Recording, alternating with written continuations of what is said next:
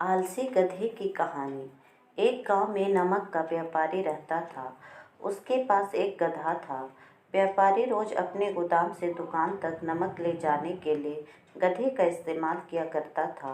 वह नमक को बोरी में भरकर गधे की पीठ पर लाद देता और उसके साथ साथ चलता हुआ दुकान तक आता था। व्यापारी का गधा आलसी प्रवृत्ति का था। काम से बचने के लिए वह नित उपाय सोचता रहता था। गोदाम से दुकान तक के रास्ते में एक नदी पड़ती थी, जिस पर एक छोटा पुल बना हुआ था। एक दिन नदी पर बने पुल पर चलते समय अचानक गधे का पैर फिसला और वह नदी में जा गिरा।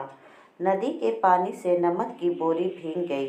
जब तक व्यापारी ने गधे को पानी से निकाला, तब तक बोरी में भरा बहुत सारा नमक घुल चुका था। गधा जब चलने लगा तो उसे बोरी का भार बहुत कम महसूस हुआ और वह बहुत खुश हो गया।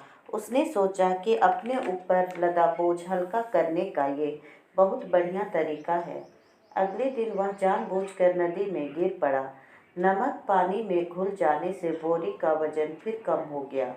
उसके बाद से वह हर रोज ऐसा ही करने लगा। रोज रोज गधे की ये हरकत देखकर व्यापारी उसकी चालाकी समझ गया। उसने गधे को सबक सिखाने का फैसला कर लिया और अगले दिन बोरी में नमक के स्थान पर रुई भरकर गधे की पीठ पर लाद दिया। रुई हल्की थी। इसके बाद भी आलसी गधे ने सोचा कि क्यों न रोज की तरह नदी के पानी में गिरकर इस वजन को और कम कर लिया जाए। इसलिए वह जानबूझकर नदी में गिर पड़ा। लेकिन इस बार बोरी में नमक नहीं, बल्कि रुई थी। पानी में गिरकर रुई का वजन कई गुना बढ़ गया। गधा जब उठकर चलने को हुआ तो इतने भारी बोझ से उसका बुरा हाल हो गया। उस दिन के बाद से उसने कभी आलस न करने का निर्णय किया। इस कहानी से हमें यह सीख मिलती है कि एक ही उपाय हर बार सिद्ध नहीं होता।